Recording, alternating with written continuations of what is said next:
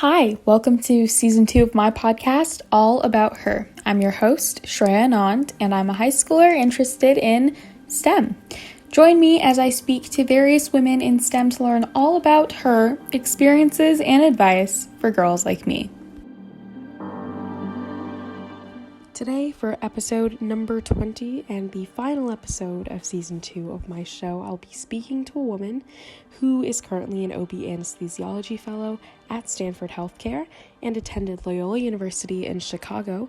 She talks all about her experiences being a woman who is interested in medicine, the work-life balance, and the problems that she faces thinking that there is a time constraint because she's a woman who is pursuing a career in medicine. I'm so excited to be sharing this episode with you all, and without further ado, please welcome Dr. Leziga Obiyo, and let's get on with the season finale.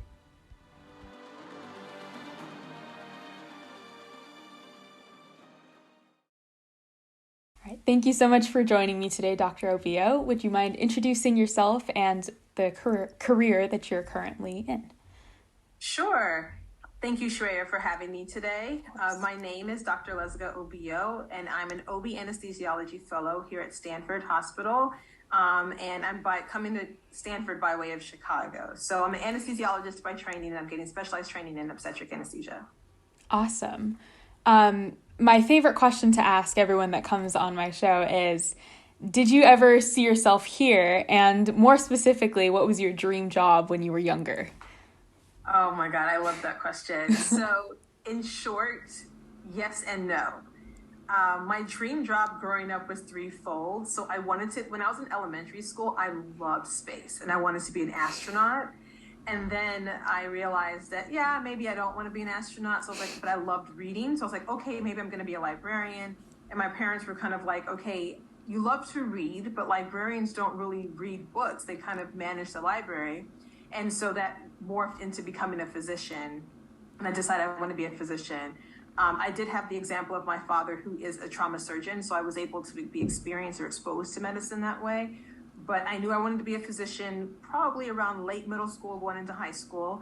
And I would just get a little bit of field experiences, shadowing my father, shadowing other physicians. But I didn't really trust myself that I could become a physician because I hadn't really seen female physicians in the way that I wanted to see them.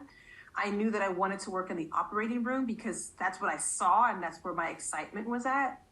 And so it wasn't until I got to medical school that I discovered anesthesiology. And I was like, yes, this is my field. I really enjoy everything about the field of anesthesiology. It spoke to my person. And so I decided to become an anesthesiologist. And then training wise, I knew I was going to do a specialized training, and Stanford was like this dream place to go to. And so coming from outside of the Stanford system, and I was just like, if this works out that I get to come here, that'll be great. And so I saw myself at Stanford, but of course life has to play itself out. So that's why my answer to your question is yes and no, and that I saw myself as a physician, but I didn't know that my journey would lead me all the way to here and lead me to meet you and have a conversation. I didn't see that part for sure. That's awesome. We love the unpredictable parts of life as well. Exactly. That's incredible, though. I mean, I know a lot of my friends who are kind of, I guess, thinking about careers, being physicians or being doctors or whatever it is. And I've spoken to a couple of doctors, in my time being a podcaster. And what I've learned is that it's very different from my perception, at least, of what I think it is to be a physician, right? I've spoken to doctors who do a lot of computer simulation based stuff and a lot of things that I think are beyond just knowing how to diagnose a patient. So what do you think was the most unexpected part of coming into this career? What do you think was just wow, I never expected I would be doing this? Yeah, that's a really great question. There's several things that I just, like you said, you come into it with a perception, whether it's from somebody else's experience or what you saw on television. If you watched ER or the kind of medical shows, you get this kind of weird experience from it. And then you get into it and you realize, okay, I don't have to know everything. And even the people who are ahead of me in this journey, they also don't know everything. The question is, where do I go to find information that I need? So that was something that was really shocking to me because I always felt like, oh, doctors, you have to know everything about everything. Any question anybody could possibly ask you, you have to know the answer on the spot and can give it like that. So that was something that was shocking to me, is that, yes, I do have my training, I do have my knowledge, but I don't know everything at all times about all things. And so knowing the quick resources to capture when I'm looking for information about, when I'm trying to answer a question, is really important for me that I didn't expect.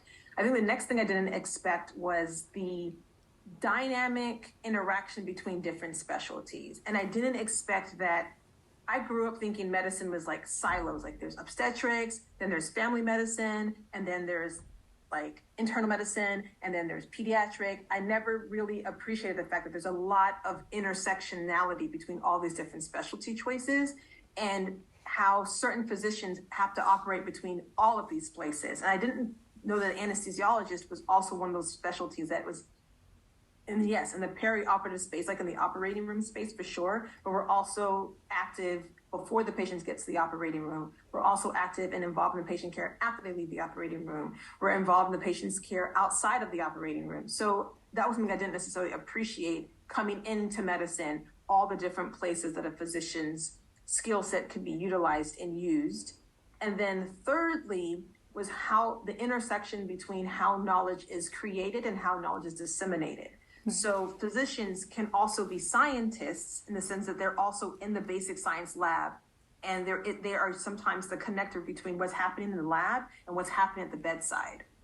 And there is a space for physicians to be involved in that space too. So if you hear about some drug, there's usually physicians involved in that talk about, okay, it's not just the chemistry of that drug, but does this drug actually do what it's supposed to do? And like, this is the clinical, this is what makes this drug important, because it's actually answering a clinical question as opposed to just being this great new hot topic drug or whatnot. So all the different places that physicians have a seat at was something I didn't necessarily appreciate until I got into the field. Awesome. Yeah, like this whole idea of misconceptions, I think, happens in a lot of fields, but especially in something that, like you said, it's in TV shows and all sorts of things, and they always display this like really young doctor who knows everything that's happening and is like super smart, and you're like, whoa, that's intimidating. So thanks for clarifying that a little bit. Before we get more into, I guess, what your current career is, though, I like to kind of take a step back to your high school experience and, you know, kind of what you were kind of thinking about in high school in terms of courses and stuff like that appealed to you, or maybe you didn't like as much. What do you think were your interests back then? Okay. Oh, wow. High school is such a long time ago. I'm thinking myself, I finished high school in the early 2000s, but I really enjoyed high school. I wasn't the most popular person. I also wasn't the child that people picked on in high school. So I had a decent high school experience. I think when you want to go into the sciences, like in STEM specifically, you have to have an affiliation or affinity for the sciences and the high, like the maths and things like that. So I definitely was in all your GT, AP honor classes and things like that. So I did take like your GT, AP honors, like sciences, and all those GT, AP Englishes and the GT, AP chemistries. Definitely took all of those things in high school. And when I went to high school, there definitely wasn't, the GT, AP course curriculum wasn't as robust as it is now. I think it expands beyond what I learned in high school.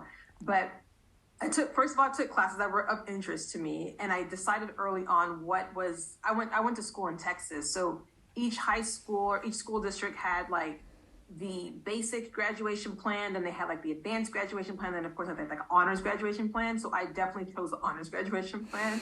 And so there are certain courses you had to take to meet the requirements to have that kind of distinction on your high school diploma. So I took those types of courses. But I also didn't overburden myself in high school, feeling like I had to take all of the AP classes. Like I took chemistry 1, 2, physics 1, 2, and they were like the GT honors versions of it. But I definitely wasn't going to community college to take like chemistry 2, 3, 4, and calculus 5, 6, and 7. Like I didn't do that. I was like I graduated honors with high school, but I was like a normal person. Like I was like, college is coming and those things are coming. I don't need to burden myself with that in high school, because I realized, I had friends who were older than me that realized you take those same classes in college and it's at a much faster pace in college. And even though I took that class in high school, it doesn't prepare me for the pace and the content material that I'm gonna see at the collegiate level. So I kind of had a balanced approach to high school.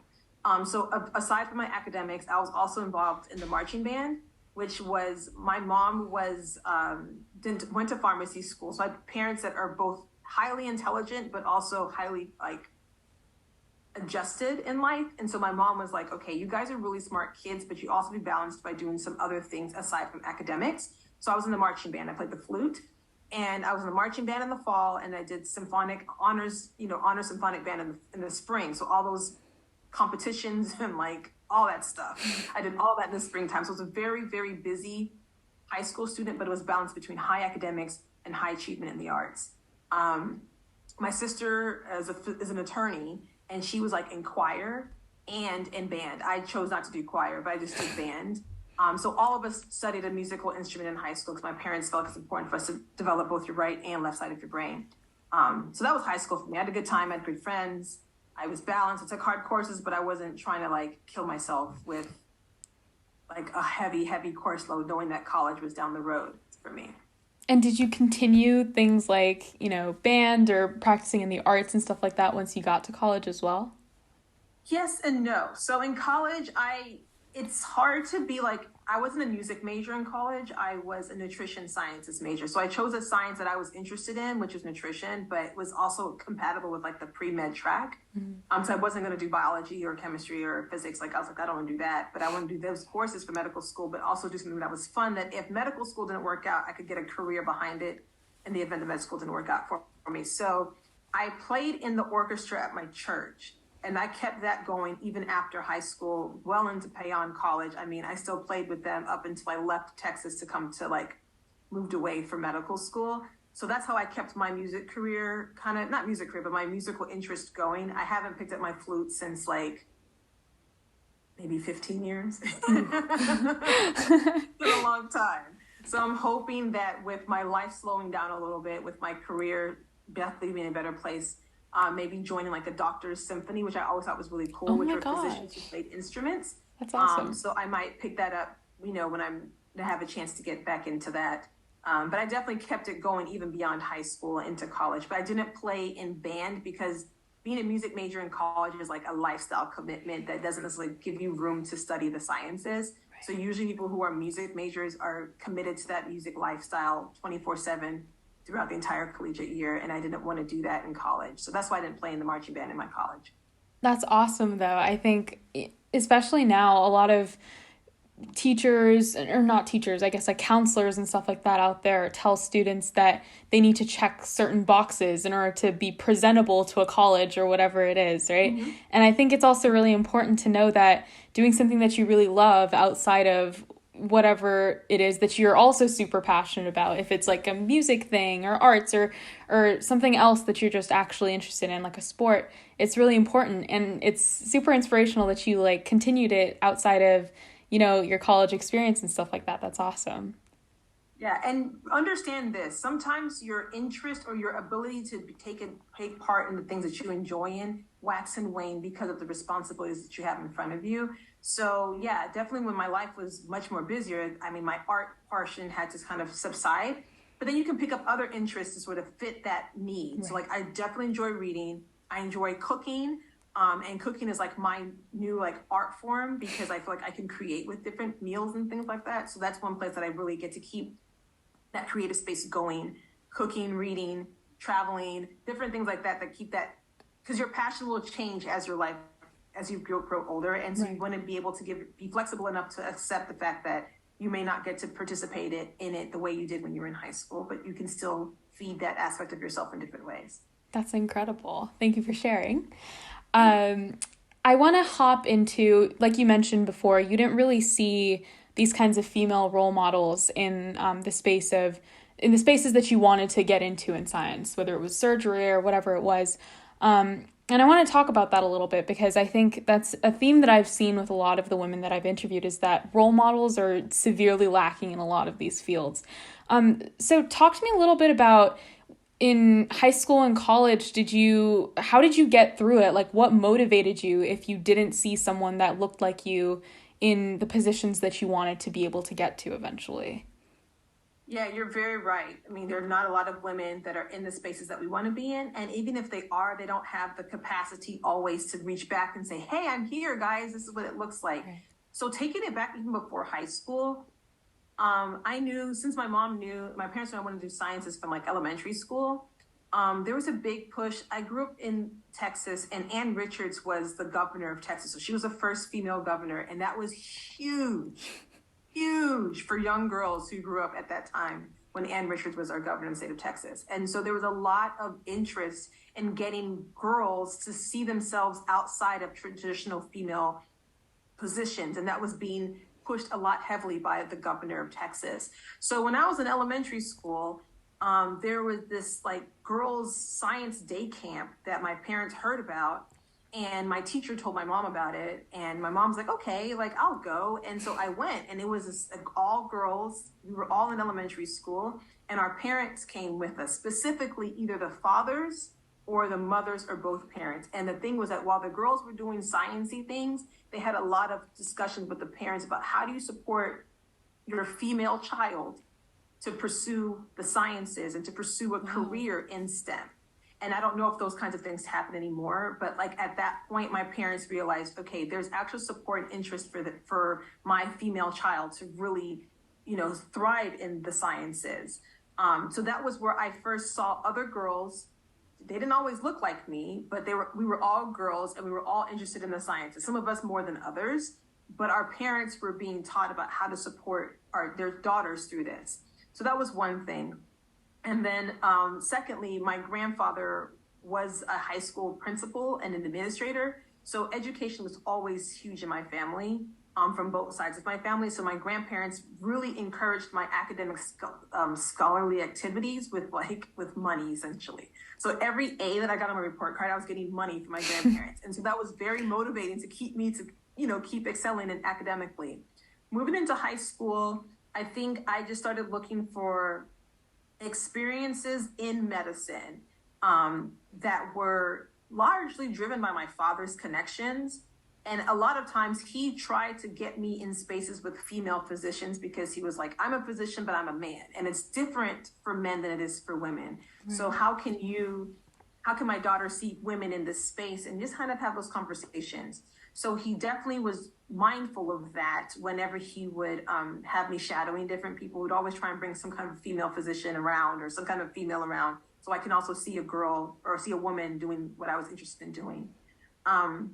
College, I saw some female physicians in college, but I didn't really get into the whole pre-med life in college, because I just felt like I wanted to really explore other aspects of myself, and knowing that medicine is important and it's something I wanted to do, but I didn't want it to define my entire existence. Mm-hmm. So definitely had friends who were pre-med, and friends went ahead of us that went to medical school. So I got to see those kinds of characters and those types of prototypes. But I tried to find women that more were like me, in that girls who wanted to be in medicine, girls who were in medicine, but also had interests outside of medicine, and being a physician didn't define their entire identity. And so that was what I looked for. And that was always hard to find, because a lot of times there were a lot of women that were either very much into their career or they weren't. So it was hard to find women who were, I felt, a little bit more balanced about it all. Medical school, I definitely got to interact with other women and saw women that were in positions of leadership in the medical school or leadership in the different departments, and saw a little bit more of what a balanced life that I wanted to look like. And that's where a lot of my mentorship came from for me. It was just seeing examples, but then also when I saw women that I identified with, just being bold enough to just be around them and, of course, build friendships with them. Wow, that's amazing. You also mentioned that this idea of like a work-life balance was something that you struggled to find in other people, and I think that's very, very important. And I'm curious, do you think that that's primarily an issue with the female physicians that you are around, or is this like just generally across gender and anything? Is that like a big issue that physicians deal with? Yeah, I think it's across all genders. That people struggle with that work-life balance, partially because we work really, really hard to get where we are in our career. Yeah. And so there is a time commitment that is required just to get there. You have to be able to understand that, like, in order for you to do well in medical school, you may have to say no to some of the things that others don't have to say no to. Or in order to do well on your exams, you've got to set aside some time to study, So there's certain times where you have to create that discipline within yourself and then have people that support the decisions that you've made to discipline your lifestyle in order to get where you want to get. So there is that work-life balance. And sometimes you are having to, burn the candle on both ends at seasons in order to get where you want to get in life. I do think for women, it's inherently different because unlike men who have, how can I say this? Like they can build their family life whenever they build their family life. Right. A lot of women have their own, because the way our biology is, has our own biological clock about when that timing is to be able to quote unquote build your family. Right. And so a lot of times the season for us that we should naturally be building our family is a season that is required for us to build our career, just to even get done with training, not to mention everything else, but just to focus on that. It's difficult to balance those two things. Some do it beautifully and others don't. And a lot of us opt to say, you know what, I'm just going to pause that and focus on this. And then on the back end of it, you're a little bit older, you may have more resources, but then you're still trying to build your career and you're trying to figure out when's the right time. Unfortunately, in leadership in medicine is still pretty much male dominated. And they don't have to ask for time to do certain things because if they're married or their partners are females, their partner is the one having the babies, taking time off from work. It's different for them. It doesn't really affect them in the same way that it would a woman. So finding that balance is always really hard. I've met some physicians, both male and female, that understand that it's different for women. And I think we're in a space where the stigma is beginning to ease up a little bit. I know at Stanford, they are encouraging women to take advantage of certain types of reproductive services in order to preserve their fertility. So whether it's egg freezing or whatnot, so that if you desire to have children, that option is still made available to you and you can take care of it. Or you can make some plans to address it during your training years, which are usually your optimal reproductive years. The other thing is the cost. It's very, very expensive. Right. And so there's some institutions that have helped to take away the cost barrier by saying, okay, this is going to be a covered benefit or a partially covered benefit, and you can take advantage of it during your training period, during your training years. But not everybody offers that type of a perk as part of their residency or training benefits. So a lot of female physicians are having to carry that financial and emotional burden on their own and quote unquote, find their own time to make that happen. Then you have the desirability factors when it comes to partnership and all that other stuff, which I think is well beyond high school students, but understanding that there are some sacrifices that you have to make in order to have this career. And thankfully we live in a time and you'll be coming of age in a period where some of these questions that a lot of other women have had to sacrifice for, you can find a more creative way to answer that question and still have a promise for a family in the future for yourself. Right. That is a really big issue. I mean, I guess it never really occurred to me because everyone that I that I've spoken to or family members or whatever it is, they always say, if you ever decide to become a physician, you're going to be in school or you're going to be doing your training for a very long time. Just remember that. Mm-hmm. And yeah, that does eat into a lot of that time where, traditionally people think that they need to be checking certain boxes on whether it's having a family, getting married, whatever it is. And yeah, I mean, thank you for bringing up that. I never considered it to be such a massive issue, but it definitely is. I want to hop into kind of what your career entails. So tell me a little bit about what the day in the life of your life looks like, I guess. Okay, sure. So I am still I'm in the tail end of my training. Thank you. Yay. And so my life is relatively different than maybe somebody who's completed their training or still in the middle of their training.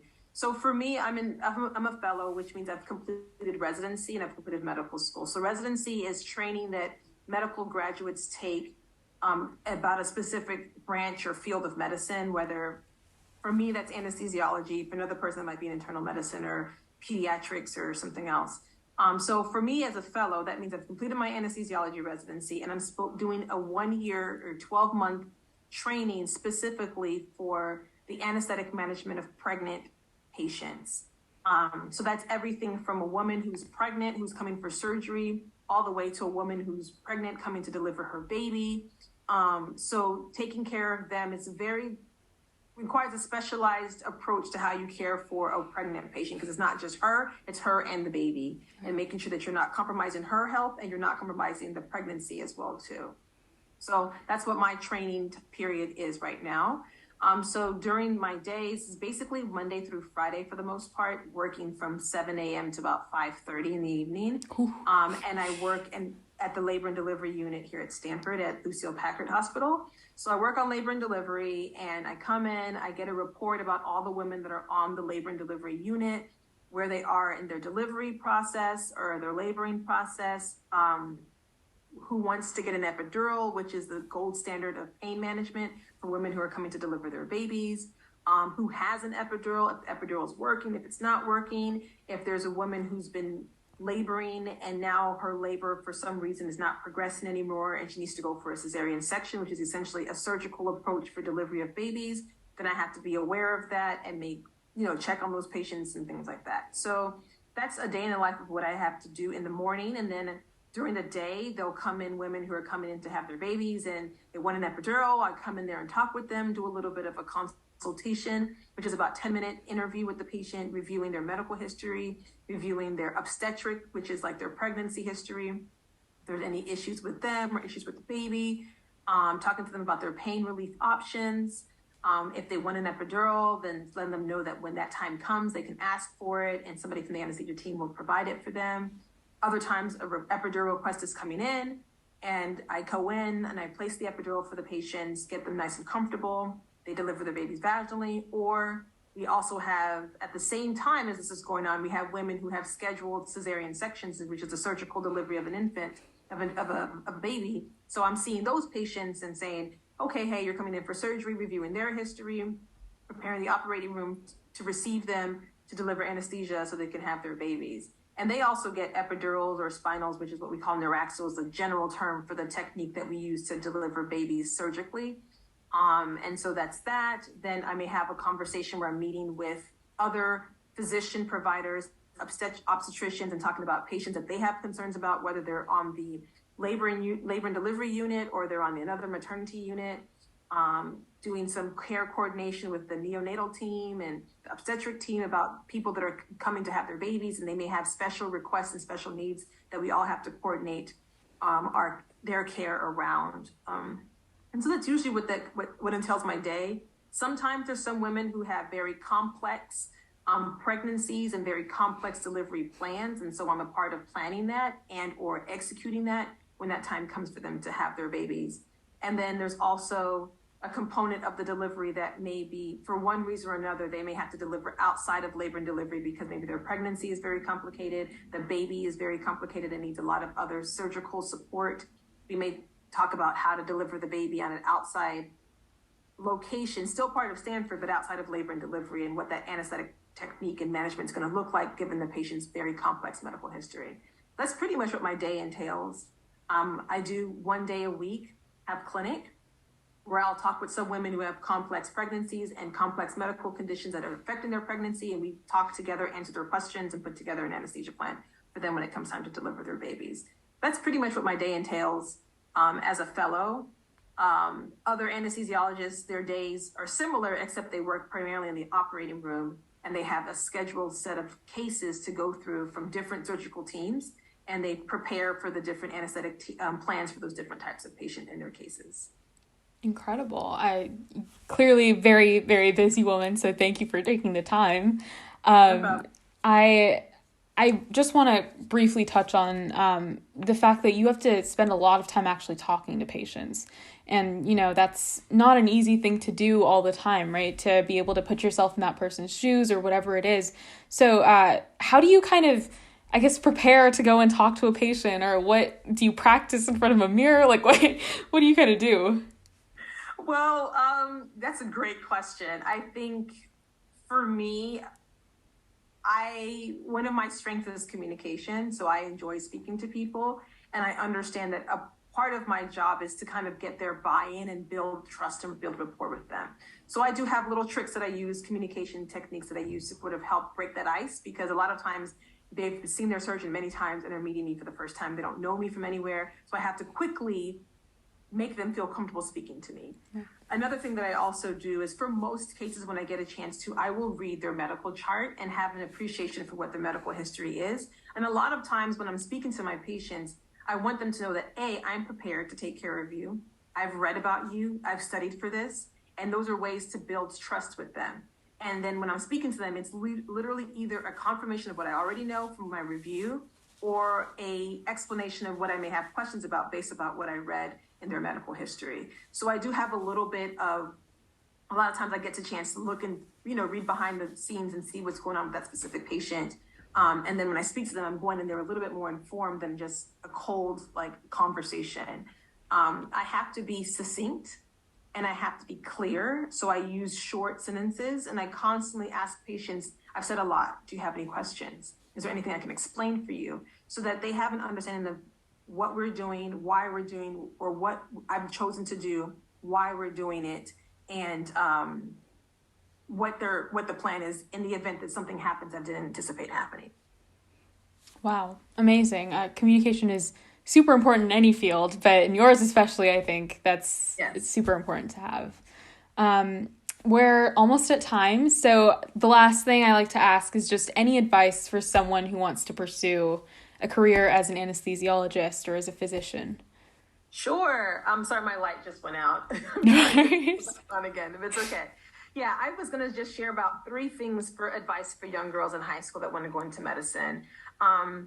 There are 3 things that I've used to help me figure out what I wanted to do anytime I'm trying to do anything, from high school all the way to even now. And I call it the 3 P's of life. First P is plan. Second is preparation. And third is promotion. Plan, what do I want to do? What do I want to achieve? Preparation, what do I need to do to get there? And promotion is, who can I reach out to help me get where I need to go? And from that promotion, I want to just add into that mentorship is usually the avenue that can help you bring together the people and the resources to get you where you want to go. So mentorship is really important because it allows us to see what others see in us. And even sometimes we may understand something, but we may not really see how it can happen for us. And the mentorship can say, look, I've been down that road. I can help you get there and help you avoid some of the pitfalls and detours that I had to take because nobody showed me the ropes. So have a plan about what you want to do. Be prepared to do the work. And sometimes as a young woman, that work that we have to do may seem like a lot more heavy lifting than our male counterparts. And if you're a person of color like myself, maybe even more of a heavier lift because there may not be a lot of people who look like you that are going where you want to go. And in your promotion, look for people who look like you, but not always are you going to find somebody who looks like you that's doing what you want to do. Sometimes it will be someone who's completely outside of your culture, outside of your background, but they're the best positioned person to get you and promote you to where you want to go. Take advantage of those opportunities to use those individuals.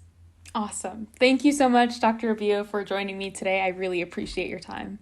You're very, very welcome.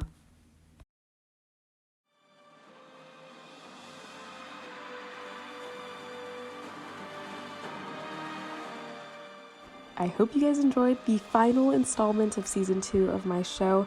Thank you so much to Dr. Obiyo for sharing her experiences being a woman in medicine and what that means to her, and also her advice for other young women who are trying to pursue a similar field. I really appreciate everything that she shared with me today. But beyond that, thank you to everyone who's listening, and I can't wait to see where season 3 takes me and to share with you all the amazing lineup of speakers that I have planned. Don't forget to like and subscribe and follow. I actually made a TikTok account recently, so you can also go check that out and see my very first TikTok, which it's a first try. Anyways, hope you guys enjoyed this episode. In the spirit of Thanksgiving, I'm grateful for all of you for listening and for your support. And as usual, stay safe, stay strong, and stay snazzy. Happy late Thanksgiving.